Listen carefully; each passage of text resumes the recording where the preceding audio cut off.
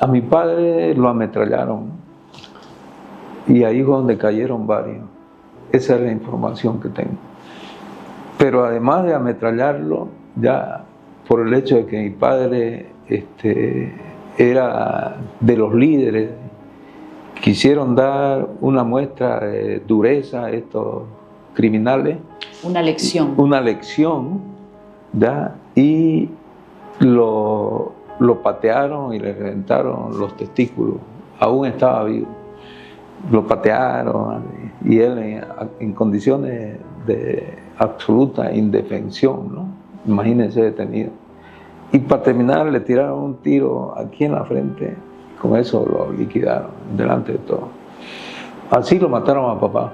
¿Usted ¿no? lo vio, me dice? Yo lo vi. ¿Por qué lo Yo vio? estuve mi mamá lo recuperó de la morgue del hospital San Juan de Dios, con otros familiares. Mamá quedó deshecha. Llegaron y se lo veló en la casa, ahí en nuestra casita del kilómetro 2,5 al norte, ¿no? Por el tercer anillo actualmente, y ahí fue la gente, ¿no? Lo vio copiosamente, pero igual la gente iba. Y fue una conmoción, ¿no? Porque papá era presidente del barrio también. ¿Cuántos hijos quedaron? Quedamos Huérfanos. 5 hijos, quedamos huérfanos, ¿no? Niños. Niños, sí. Y el menor tenía 6 meses, ¿no? Y el mayor tenía 10 años. Entonces, los 5. ¿Usted tenía 9? Yo tenía 9 años. ¿Cómo se le dice a un niño de 9 años que su padre ya no vuelve a casa? Las circunstancias en que se lo arrebatan a su padre. ¿Su papá era uno de ellos? Papá era uno de ellos. De ahí lo sacaron y lo llevaron, como en la época de Hitler, en fila india y con las manos en la nuca, por la calle Ayacucho, después la calle 21 de Mayo, Junín, y lo metieron en calidad de detenido al edificio de la universidad. De ahí salieron muertos. Y aquí está, en una información oficial del Estado boliviano, está la masacre de la Universidad Gabriel René Moreno, de la que estamos hablando, donde lo mataron a papá, ¿no? Entonces, aquí ¿cuántos más cayeron con su papá ese día? No se tiene el número exacto, porque se dice que lo mataron y lo sacaron a varios. Hablan de 16 en algunos casos, en otros hablan más de 20, y lo sacaron y lo llevaron en movilidades y lo hicieron desaparecer. Se comenta que fueron y los enterraron en una ¿Fosa común? Una fosa común. Ese es un crimen que debe ser aclarado y debe sancionarse a los culpables intelectuales, a los culpables materiales, ¿no? Y merece también un repudio de naturaleza política, y tiene que incorporarse en la historia de aquí de nuestro pueblo. El crimen de papá fue el crimen más emblemático que pasó ahí, pero lo han silenciado de tal forma ya de que no se lo menciona. Estas son las diplomas de papá cuando era deportista, ¿no? Maratonista, futbolista, ¿no? En esa Santa Cruz de los años 50, que tenía 50.000, 60.000 habitantes. Era una persona de bien, ¿no?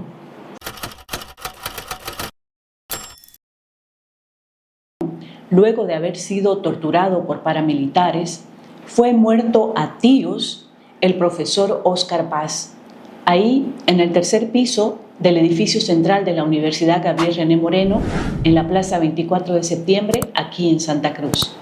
Estaba comenzando el golpe de Estado contra el entonces presidente Juan José Torres, golpe que terminó encumbrando a Hugo Banzer Suárez en la presidencia. Bienvenidos a la máquina de escribir, donde las historias cuentan vidas y las vidas cuentan historia. Hoy vamos a conversar un poco sobre historia de Bolivia. Un pasaje triste, doloroso para las familias que quedan destruidas en estas circunstancias. Hoy voy a conversar con el hijo de Óscar Paz, Jorge Paz. Jorge tenía 9 años cuando le arrebataron a su padre. Estoy con él. Jorge, ¿cómo está? Aunque la pregunta creo que no viene al caso cuando vamos a tocar algo tan triste. Allí estamos bien, siempre luchando contra... La vida es una lucha, ¿no? Así es, Jorge. ¿Cómo fue? Usted tenía 9 años. ¿Cómo se le dice a un niño de 9 años que su padre ya no vuelve a casa? Las circunstancias en que se lo arrebatan a su padre. A ver, mire, yo tenía 9 años, ya nosotros sabíamos a esa edad que papá era profesor de profesión, era político, dirigente, luchador, y bueno, había sido elegido como vicepresidente de la Asamblea Popular de Santa Cruz. En esa época, estamos hablando de agosto de 1971, la Asamblea Popular de Santa Cruz funcionaba en la calle de Junín, a 2 cuadras y media de la plaza, donde es la Federación de Fabriles, y aglutinaba a dirigentes de diferentes sectores de trabajadores, estudiantes, profesores y otros. Entonces, mamá nos comentaba que él salía temprano a sus actividades, bueno, a trabajar con profesor, y se daba tiempo para todas estas actividades sindicales, políticas, ¿no? Y bueno, en esa época se puso fea la cosa, y nosotros ya niños aún así nos dábamos cuenta, pues en ese entonces el medio de comunicación era la radio. Todo el mundo tenía su radio y se escuchaba ya, ¿no?, de que algo pasaba. Y bueno, salió papá y no llegó el 19 de agosto salió, y ya mamá se preocupó y bueno, buscó información, vino alguna gente a la casa y le dijeron de que papá había pedido que ella vaya porque él había sido detenido en su condición de vicepresidente de la Asamblea Popular. Se había gestado un golpe aquí en Santa Cruz. Aquí nació el golpe de 1971 de agosto. Contra Juan José Torres, encabezado por una alianza que ya con el tiempo uno no la entendía, digamos, porque eran 2 partidos que históricamente ya se correteaban entre ellos y se metían balas. Me estoy refiriendo a Falange Socialista Boliviana y MNR. Entonces, en la década del 50, 60, eran los 2 partidos encontrados, ¿no? Falange de orientación fascista, inspirado en la Falange española, y seguidores del fascismo, el nazismo de Hitler, incluso las prácticas mismas, ¿no?, a través de grupos de choque, grupos paramilitares. Hicieron de que ellos buscaban siempre la revuelta, la provocación, ¿no? Entonces, estos 2 partidos se juntaron y por instrucciones seguramente de alguien, se dice que vinieron las instructivas de Estados Unidos, ¿no?, de algún organismo de Estados Unidos, que había decidido un golpe, ¿no? Un golpe dentro del periodo ya de la dictadura, porque la dictadura surgió en el 1964 con el golpe de Barrientos. Y después pasaron unos años y aparentemente ya uno entiende después, leyendo, analizando, que la instructiva era endurecer la dictadura en Bolivia, ¿no? Porque los periodos anteriores, del 64 al 71, seguramente consideraban quienes estaban detrás que eran periodos blandos, ¿no? De dictadura blanda, aunque hubieron muertos igual, ¿no? Con la dictadura de Banzer, con ese golpe que se dio aquí, comenzó ¿no? aquí. Comenzó el golpe de las primeras acá. víctimas, su padre.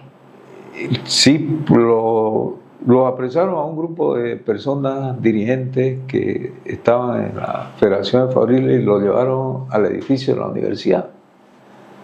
Fíjese usted cómo es la historia, ¿no? Y cómo se dan algunas cosas. Allí en el edificio de la universidad, en el viejo edificio de la universidad, frente a la plaza, en el tercer piso hay un salón donde afuera hay una plaqueta donde dice: aquí se fundó el Comité Pro Santa Cruz y otra leyenda más, ¿no? En ese mismo salón, 21 años después, porque el Comité Cívico se fundó en el año 50 y 21 años después, en agosto del 71, ya ahí lo metieron preso a todos estos dirigentes y personas, trabajadores, estudiantes, en ese mismo salón. Lo convirtieron en un espacio de detención, de tortura, ya, y de asesinato, ¿no? Ahí los mataron, ¿no?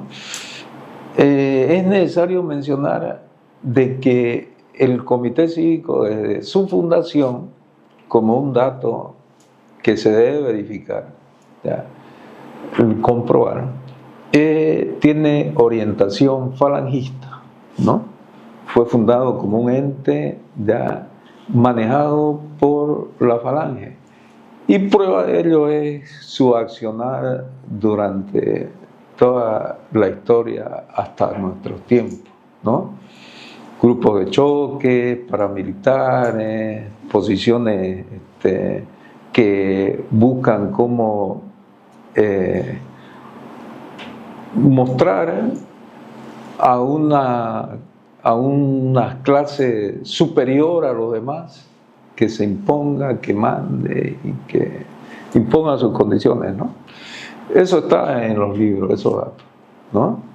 Fue Falange quien formó el Comité Cívico aquí y en otras partes, Cochabamba y otras más.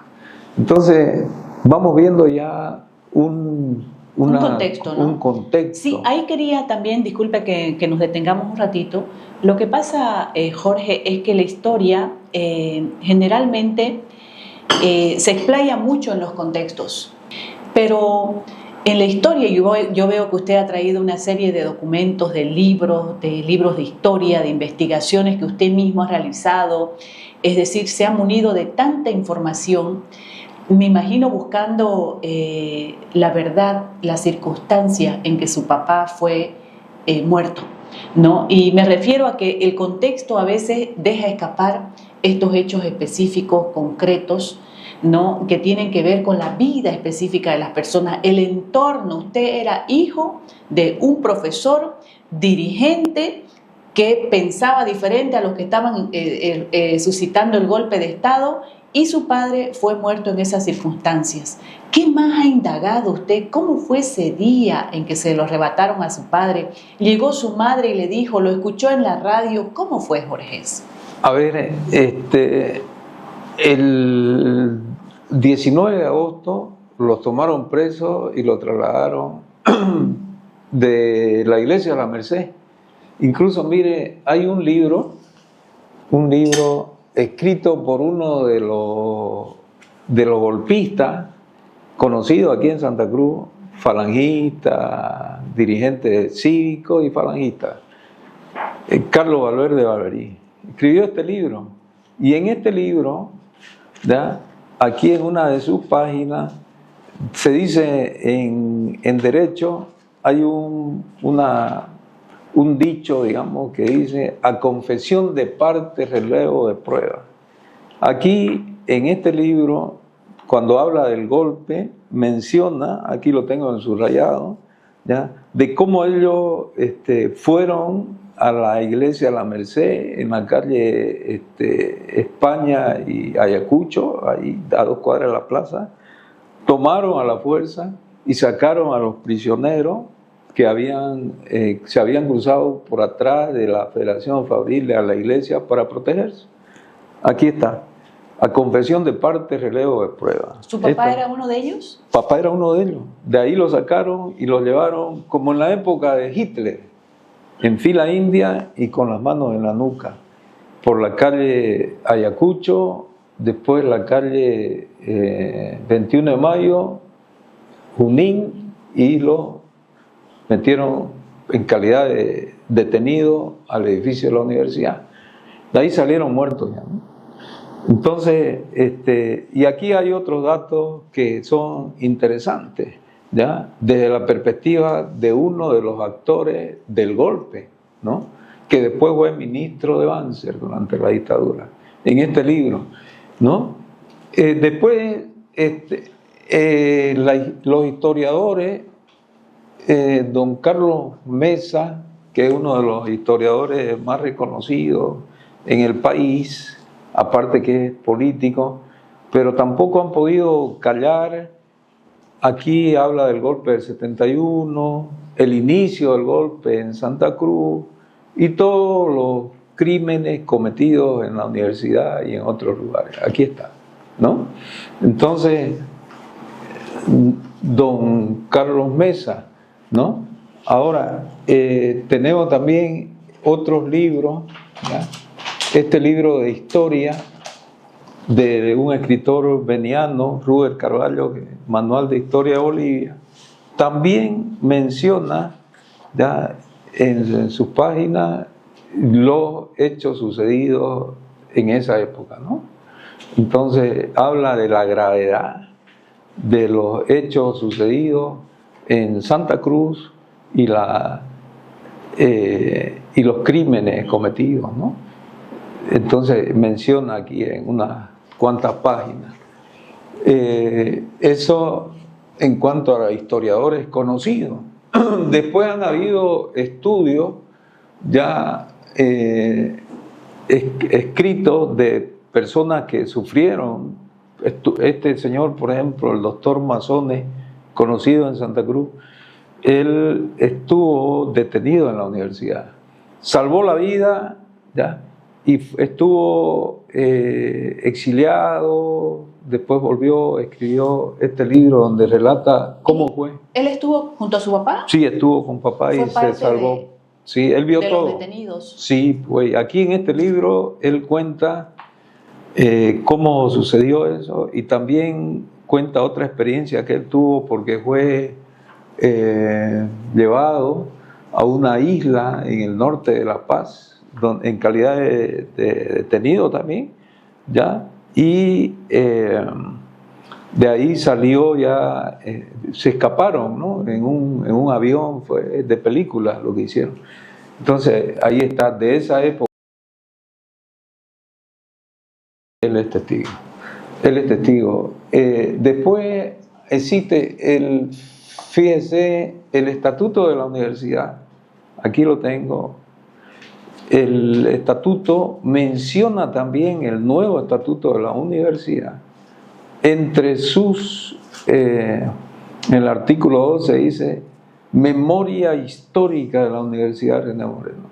Se consideran lugares históricos y tradicionales de la Universidad Autónoma los siguientes: edificio central, especialmente el Salón de los Rectores, ubicado en el 3er piso, denominado Salón de Mártires de la Autonomía, ¿no? Entonces también ahí está, y establece la fecha del 19 de agosto como Día de los Mártires de la Autonomía. Este es el estatuto orgánico de la universidad. Entonces, lo que estamos diciendo es algo real, ¿no? Tenemos también el libro, un estudio que hizo un gringo, un historiador sueco, me parece que, sobre la Asamblea Popular, donde también menciona ya el asesinato de papá entre los adversarios, la rebelión. Había 9 muertos y más de 30 heridos, entre los caídos estaba Óscar Paz Ortiz, vicepresidente de la Asamblea Popular, y otros, digamos, ¿no? Entonces hay libros, estudios realizados específicos sobre este tema que mencionan este tema. Ahora, en los últimos, también hay del recientemente fallecido profesor Ademar Sandoval, escribió un libro sobre la dictadura en Bolivia, donde también menciona el caso de papá, ¿no? Aquí donde menciona a papá que fue asesinado ahí en la universidad, ¿no? Y otros libros más de estudios sobre, no concretamente sobre papá, pero sobre todos los hechos sucedidos, porque no solamente fue papá, digamos, fueron muchos los asesinados, torturados, desaparecidos. Y lo más grave es que todo esto ha quedado en la impunidad, ¿no? Entonces, el Estado boliviano hace unos años tomó la decisión, aquí tengo otro, miren, este es Violación de los Derechos Humanos en Bolivia. Este libro tiene muchísimos datos, tiene listas, tiene todo un análisis bien documentado sobre todo lo que pasó en todo el periodo de la dictadura, miren. Entonces, este fue un informe realizado por la Central Obrera en el año 76, ¿no? Ahora, decía yo de que el Estado boliviano tomó la decisión de investigar todos estos hechos y conformó la Comisión de la Verdad. Aquí está el compendio legal normativo para llevar adelante el trabajo de la Comisión de la Verdad. Y parte del trabajo ya se muestra aquí en la memoria histórica del trabajo de investigación que se hizo por varios años, ¿ya? Y aquí está, en una información oficial del Estado boliviano, está la masacre de la Universidad Gabriel René Moreno, de la que estamos hablando, donde lo mataron a papá, ¿no? Entonces, aquí ¿cuántos más cayeron con su papá ese día? No se tiene el número exacto, porque se dice que lo mataron y lo sacaron a varios, hablan de 16 en algunos casos, en otros hablan más de 20, y lo sacaron y lo llevaron en movilidades y lo hicieron desaparecer. Se comenta que fueron y los enterraron en una ¿fosa común? Una fosa común, ¿ya? ¿En el caso de su papá no fue así? No, en el caso de papá no, porque papá lo conocían, y había un doctor conocido en Santa Cruz, amigo de la familia de mi padre, que lo metió como si estuviera herido en la ambulancia y lo hizo llevar a la morgue, y de allá lo recogió mi madre ya, ¿no? Entonces, muerto ya, ¿no? En condiciones muy difíciles, yo lo vi. A ver, cuénteme. A ver, yo sé que es duro, Jorge, cuénteme. Sí, a ver, a mi padre lo ametrallaron, y ahí fue donde cayeron varios. Esa es la información que tengo. Pero además de ametrallarlo, ya por el hecho de que mi padre era de los líderes, quisieron dar una muestra de dureza a estos criminales. Una lección. Una lección, ¿ya? Y lo patearon y le reventaron los testículos. Aún estaba vivo. Lo patearon, y él en condiciones de absoluta indefensión, ¿no? Imagínense, detenido. Y para terminar le tiraron un tiro aquí en la frente, con eso lo liquidaron delante de todo. Así lo mataron a papá. ¿Usted ¿no? lo vio, me dice? Yo lo vi. ¿Por qué lo Yo vio? tuve mi mamá lo recuperó de la morgue del Hospital San Juan de Dios, con otros familiares. Mamá quedó deshecha. Llegaron y se lo veló en la casa, ahí en nuestra casita del kilómetro 2,5 al norte, ¿no? Por el tercer anillo actualmente, y ahí fue la gente, ¿no?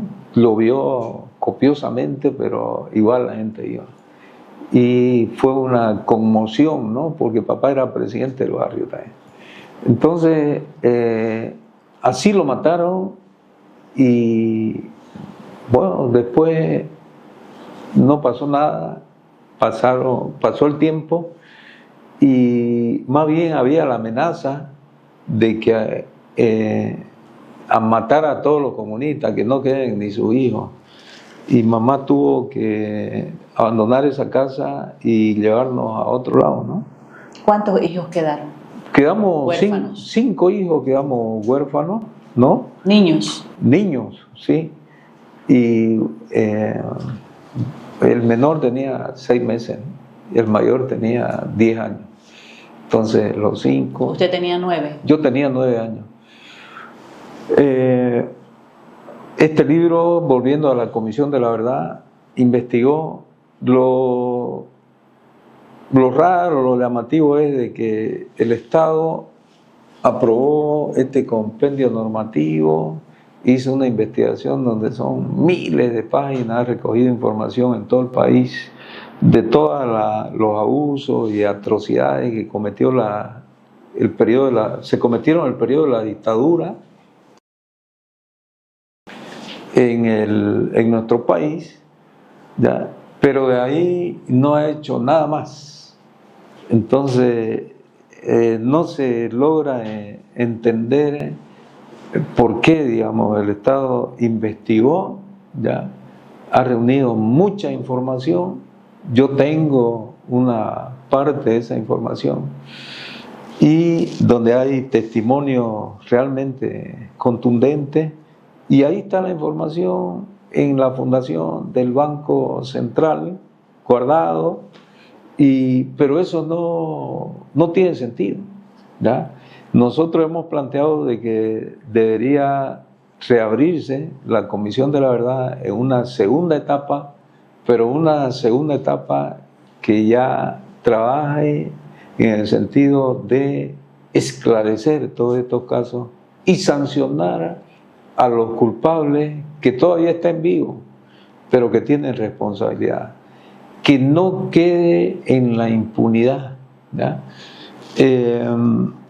Algunos de los familiares de las víctimas de esa época han tenido que acudir a instancias internacionales en el marco de lo que establece el derecho de los derechos humanos, que es parte del derecho internacional público y que ha tomado tanta fuerza en la actualidad que todos los temas de violación de derechos humanos que los países no logran resolverlo o no le da la gana o no ponen voluntad para resolver estos temas por algún motivo, ya el derecho nacional no funciona para estos temas. Entonces uno tiene la posibilidad de llevar adelante una demanda a nivel internacional, ¿ya? Ante instancias internacionales como la Comisión Internacional de Derechos Humanos, la Corte Interamericana también.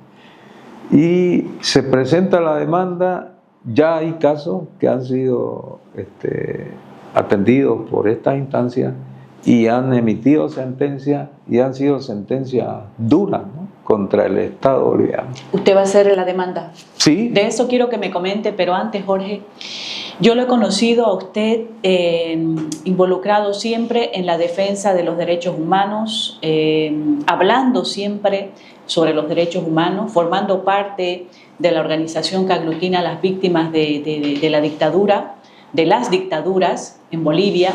Lo he conocido también como defensor del pueblo aquí en Santa Cruz.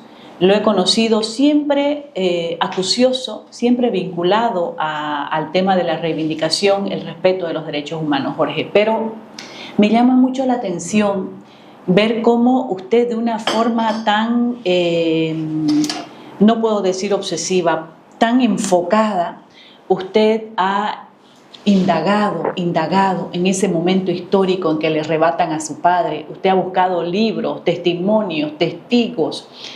Hasta el día de hoy, sus tesis están vinculadas a la desaparición de su padre, sus tesis están vinculadas a ese momento histórico que tiñaron las páginas de sangre, las páginas de la historia boliviana.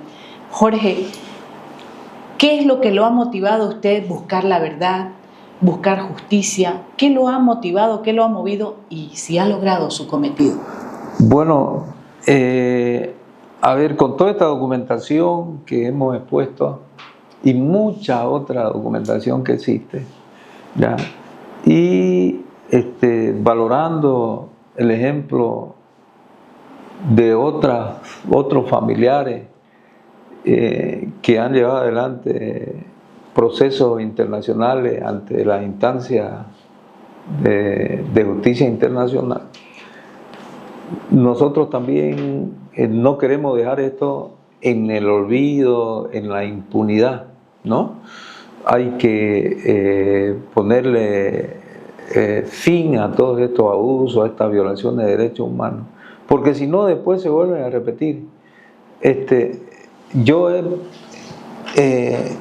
soy abogado especialista en derechos humanos, con varios diplomados ligados a los derechos humanos. Ya,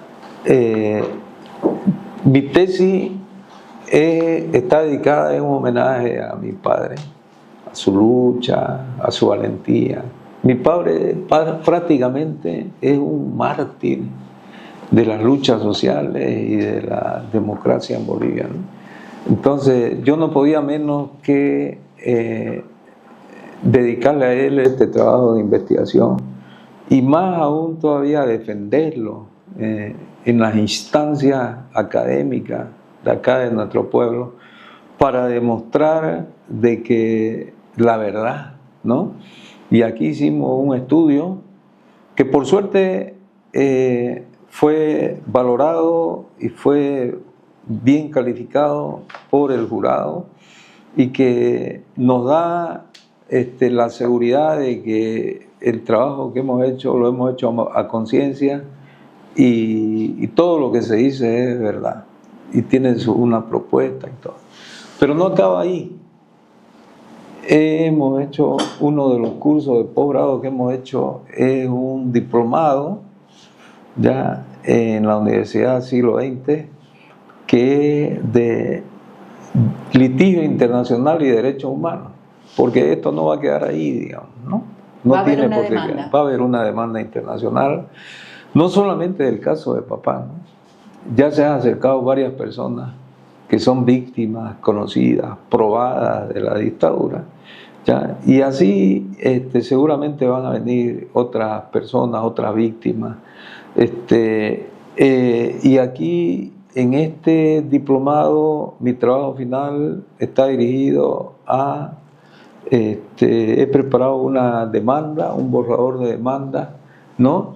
Y una maestría que tengo en Administración de Justicia y Derechos Humanos también complementa estos dos trabajos, haciendo un planteamiento al Estado a través de sus instituciones para que pueda abrir las puertas de las instituciones que tienen que ver con la administración de justicia. Un sector de la Existe un sector de la población que obviamente tiene posiciones políticas contrarias a las que profesaba mi padre y profesa una gran parte de la población, que no están dispuestos a que se investigue esto, porque les afecta, porque ellos siguen pretendiendo manejar la política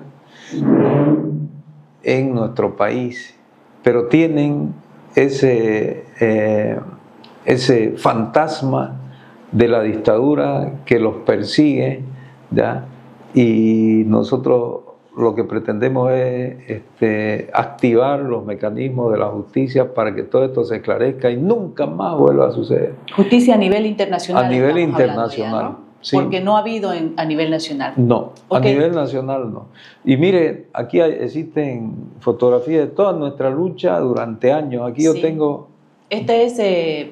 Esto es recién. Cada año se manifiestan, ¿no? Todos los años en agosto estamos ahí en la puerta del edificio de la universidad recordándole a la gente a través de los medios y a quienes pasan por ahí los hechos sucedidos.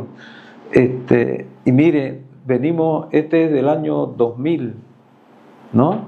Y aquí está una foto de mis hermanos, mi mamá y mi papá y protestando públicamente. Sí. Y aquí hay lo mismo, recortes de prensa, sí. de otros periódicos.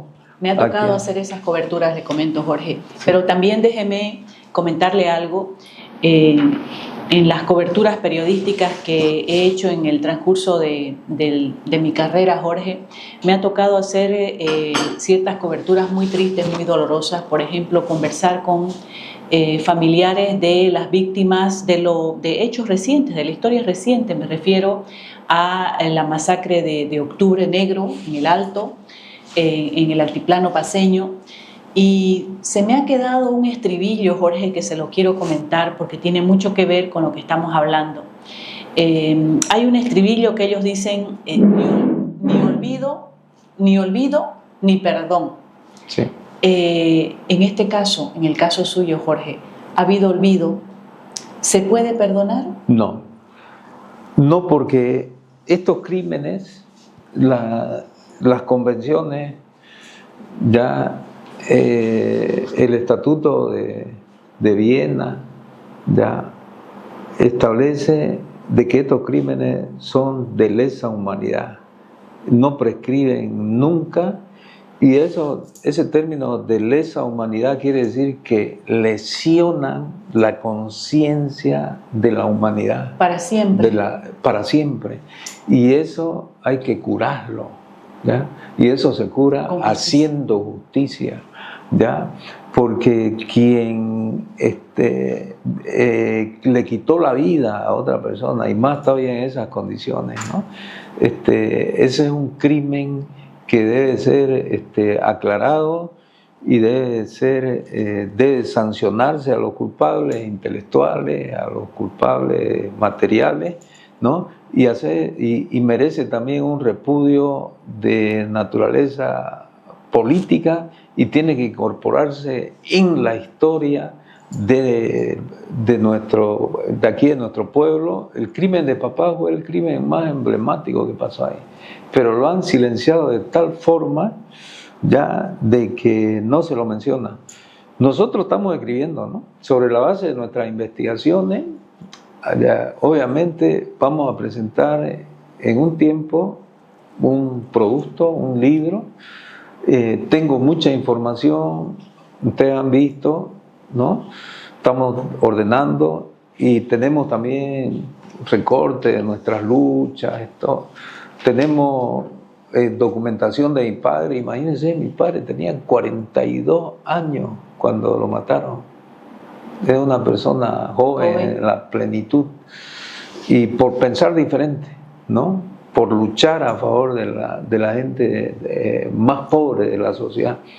Aquí tengo mi padre, aparte de ser político, profesor, dirigente, tenía unas condiciones excepcionales para la cultura. Él tocaba su armónica y tocaba muy bien. Yo tuve la suerte de escucharlo tocar taquiraris, chovenas, etc., que le tocaba a mi madre ahí en lo íntimo del hogar. Mi padre también era atleta. Mire usted, yo conservo, aquí tengo los diplomas de él. Él era futbolista y era maratonista. Mire, en esos año 46, jugaba fútbol en un equipo Strong Boy de aquí de Santa Cruz. 44, maratón, ¿no? Aquí 44, maratón también. Y así su diploma, ¿cuántos años hace eso? ¿ah? Ya 80 años, ya, ¿no? Ahora estamos en el 25, Así es. ¿no? 81 años de todo esto. Yo lo guardo con mucho cariño porque uno dice, el cristianismo, uno de sus enseñanzas es honrar padre y madre. Así es. Entonces, aquí mire, a mi padre en el año 50, dicen quienes lo conocieron que era imbatible en la maratón, ¿no? Entonces, para mí es un ejemplo, ya es un mártir, es un luchador, y es cruceño, ¿ya? Una de las... Y lo lanzo así públicamente porque es una inquietud que tiene mucha gente que lo conoció, es nominar alguna avenida, ya, o algún colegio de Santa Cruz con el nombre de papá. Y no solo de papá, sino diferentes colegios y lugares públicos con los nombres de las personas desaparecidas, asesinadas por las dictaduras, para que se perpetúe su nombre y además de su nombre, su lucha, su ejemplo, ¿no? Y no mueran nunca y nunca más vuelvan a suceder esos casos. Así es. Jorge, ¿no? En este plano de esta conversación tan compleja, no es fácil hablar de esto, Jorge, me imagino, sobre todo para usted. Usted vio desde muy temprana edad de cerca la muerte cuando se va su papá. Le quiero preguntar, ¿qué significa la vida para usted? Yo creo que la vida es la expresión del amor de papá y mamá, ¿no? De nuestros padres. Pero además es la más hermosa oportunidad para poder ser uno más, y más aún ser uno más de esa parte de la sociedad que construye y que trata de hacer las cosas bien. Nosotros lo hemos tomado así, ¿no? A pesar del daño que hemos sufrido. Y fíjese, mi padre era luchador social, estaba a favor de la gente pobre, pero ¿Y en favor de la vida? En favor de la vida, y lo mataron por eso, o sea, es incomprensible. Pero además, y hay que mencionarlo, ¿ya? Y lo digo porque es necesario que sepa, y cuando escribamos también, papá era si uno mira hacia atrás, papá era descendiente, sus dos abuelos de papá eran terratenientes aquí en Santa Cruz, uno en el norte y otro acá ¿no? En la zona de la Chiquitanía y el Chaco, ¿no? Y bueno, imagínense, este es un ejemplo, y lo vamos a escribir así, de la lucha fratricida, ¿ya?, que se da en Santa Cruz. Cruceños que mataron a cruceños de manera alevosa, criminal, ¿no? No tiene nombre esto, ¿ya? Y a un cruceño que se identificó con la gente más pobre. Entonces, para nosotros, para mí, para mis hermanos, para nuestros hijos, porque tenemos nietos, papá fue, vuelvo a repetir, un ejemplo de vida, ¿no? De lucha, de amor por su gente, ¿ah? Y la gente que lo conoce, por suerte lo recuerdan muy bien. Eso a mí me enorgullece, ¿no? Hay gente que lo conoció, entonces se refiere de la manera más respetuosa. Esto, por ejemplo, me convocaron un día del órgano electoral de Santa Cruz para entregarme una especie de homenaje póstumo a papá, ¿no? Como justo homenaje al legado que ha dejado en su lucha por la recuperación de la democracia durante la dictadura, ¿no? Que tuvo que pagar con su vida. Entonces, ¿qué puedo decir más de papá? O sea, hasta los 42 años que lo mataron, fue un tipo,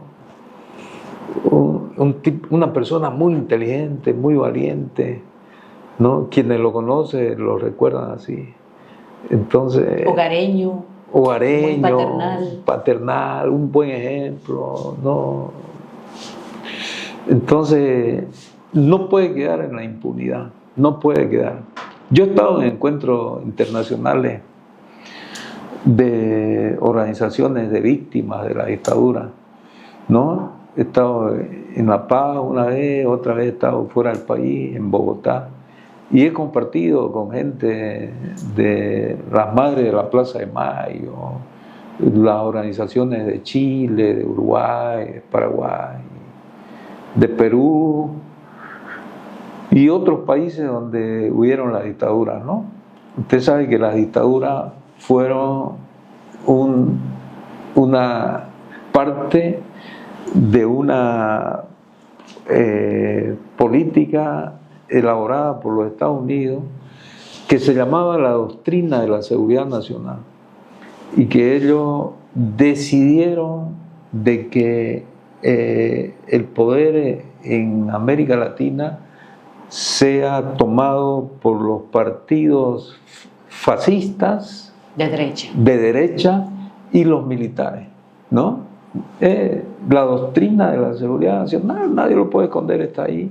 Crearon la Escuela de las Américas en Panamá para formar a los militares que iban a gobernar estos países. Ahí está la Escuela de las Américas, todo el mundo puede acceder a eso, y llevaron adelante en todos los países con toda la ferocidad todo esto, cometieron todos estos delitos, ¿no? En nuestros países, y este tema es un tema común en nuestros países, las víctimas, la impunidad. El mejor trabajo de investigación se hizo en Argentina, pero en los demás países fue medio a media, ¿no? Después creo le sigue Chile un poco y después los demás a media. En el caso de Bolivia está como le inconcluso. comenté, inconcluso. Muy sí. bien, Jorge, muy agradecida yo con la posibilidad de poder recoger este pasaje de la historia muy duro, en la historia boliviana, pero además en las familias que sufrieron estos episodios. Le agradezco mucho, Jorge, por tener la posibilidad también de contarnos cosas tan de familia, tan íntimas en un personaje como el que fue su padre. Muchas gracias también a ustedes que han compartido aquí en La Máquina de Escribir estos minutos. Estaremos en un siguiente episodio.